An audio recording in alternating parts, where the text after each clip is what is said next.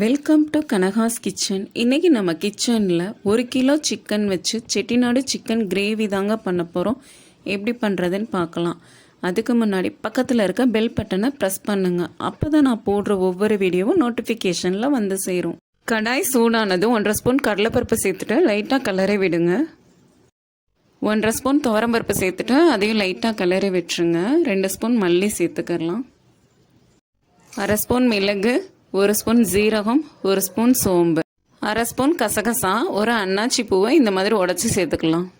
3 கிராம்பு, 4 ஏலக்காய், 2 கல்பாசி, சின்னதாக 2 துண்டு பட்டை சேர்த்துட்டு நல்லா கிளறி விட்டுக்கிறலாம். கிளறிட்டு ஒரு 12 மிளகாய் வத்தல் சேர்த்துக்கிறலாம். அதையும் சேர்த்துட்டு எல்லாத்தையும் மொத்தமாக ஒரு 2 நிமிஷத்துக்கு வதக்கி விட்டுக்கிறலாம். பொன்னிறமாக வறுத்தாச்சு. இப்போ இதை நல்லா நைஸாக அரைச்சி எடுத்துக்கிறலாம். 150 கிராம் சின்ன வெங்காயம், ஒரு 7 பல் பூண்டு, சின்னதாக ஒரு துண்டு இஞ்சி, இதை எல்லாத்தையும் சேர்த்துட்டு லைட்டாக குறப்பாக அரைச்சி எடுத்துக்கலாம். கடாய் சூடானதும் ஒரு 50 எண்ணெய் சேர்த்துட்டு ஒரு பெரிய வெங்காயத்தை நீல வாக்கில் கட் பண்ணியிருக்கேன், அதையும் சேர்த்துக்கலாம். லைட்டாக இப்போ வதக்கி விட்டுக்கலாம். வெங்காயம் லைட்டாக வதங்கினா போதும். ஒரு 2 தக்காளியை கட் பண்ணி சேர்த்துக்கலாம்.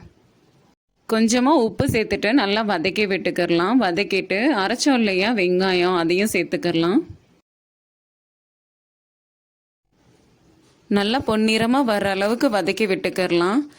பாருங்கள், நல்லா வதங்கிடுச்சு. இந்த அளவுக்கு வதங்கினா போதும். கொஞ்சமாக கருவேப்பிலை சேர்த்துட்டு 1/4 ஸ்பூன் மஞ்சத்தூள் சேர்த்துட்டு லைட்டாக வதக்கி விட்டுக்கிறலாங்க.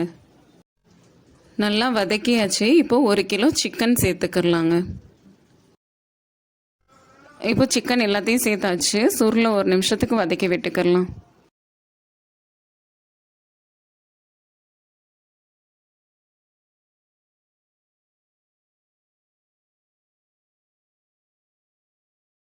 இப்போ நல்லா சுருளை வதக்கியாச்சு. இப்போ அரைச்ச மசாலாவை சேர்த்துக்கலாம். மசாலாவை இந்த மாதிரி நைஸாக அரைச்சி எடுத்துருக்கேன். இப்போ அதை நல்லா சேர்த்துட்டு நல்லா கிளறி விட்டுக்கலாம். நல்லா 1 நிமிஷத்துக்கு நல்லா கிளறி விடணுங்க. மசாலாவை இப்போ நல்லா கிளறி விட்டாச்சு. ஒரு 1/2 டம்ளர் அளவுக்கு தண்ணி சேர்த்துக்கலாம். இப்போ நல்லா தண்ணி சேர்த்ததுக்கப்புறம் கிளறி விட்டுட்டு உப்பு பார்த்துக்கிறலாங்க.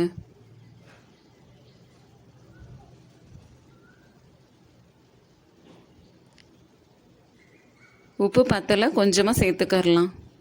கொதிக்க ஆரம்பிக்கவும் ஒரு 5 நிமிஷத்துக்கு தட்டு போட்டு மூடி வச்சிடலாம். சிக்கன் தண்ணி விட்டுரும் இல்லையா, அதனால அப்பப்போ லைட்டாக கிளறி விட்டுக்கரலாம். ஒரு கைப்பிடி அளவு முந்திரி பருப்பை நைஸாக தண்ணி ஊற்றி அரைச்சி எடுத்துக்கலாம். ஒரு 2 நிமிஷத்துக்கு ஒருக்கா அப்பப்போ திறந்து கிளறி விட்டுக்கிறலாம். பாருங்கள், நம்ம கொஞ்சமாக தான் தண்ணி சேர்த்துருந்தோம், 1/2 டம்ளர் அளவுக்கு. இப்போ நல்லாவே தண்ணி விட்டுருக்கு. சிக்கன்லேயே தண்ணி நிறைய விடுன்றதுனால நம்ம கொஞ்சமாக தான் சேர்த்துக்கிட்டோம் தண்ணி. 5 நிமிஷம் ஆயிடுச்சு. இப்போ சிக்கனை திறந்து பார்த்துக்கிறலாம். பாருங்கள், நல்லா இப்போ வெந்திருக்கு. முந்திரி பருப்பு அரைச்சோம் இல்லையா, அதை சேர்த்துக்கிறலாம்.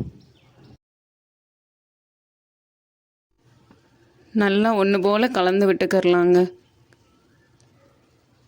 புதினா கொத்தமல்லி ஒரு 1/2 கைப்பிடி அளவு கட் பண்ணதை சேர்த்துக்கிறலாம். சேர்த்துட்டு அதையும் நல்லா கலந்து விட்டுக்கிறலாம். இப்போ நல்லா கொதிக்க ஆரம்பிக்கவும் ஒரு 2 நிமிஷத்துக்கு அடுப்பை ஃபுல் சிம்மில் வச்சுட்டு அப்படியே விட்டுறலாங்க. நல்லா எண்ணெய் பிரிஞ்சு வருது பாருங்கள். 2 நிமிஷம் கழிச்சு இந்த மாதிரி எண்ணெய் பிரிஞ்சு வரணும். இப்போ லைட்டாக கிளறி விட்டுக்கிறலாம். அவ்வளோதாங்க, செட்டிநாடு சிக்கன் கிரேவி ரெடி ஆகிடுச்சு. இது சாதம், சப்பாத்தி, இட்லி, தோசை எல்லாத்துக்குமே சூப்பராக இருக்கும். நீங்களும் ட்ரை பண்ணுங்கள். பிடிச்சா லைக் பண்ணுங்கள், ஷேர் பண்ணுங்கள், சப்ஸ்கிரைப் பண்ணுங்கள்.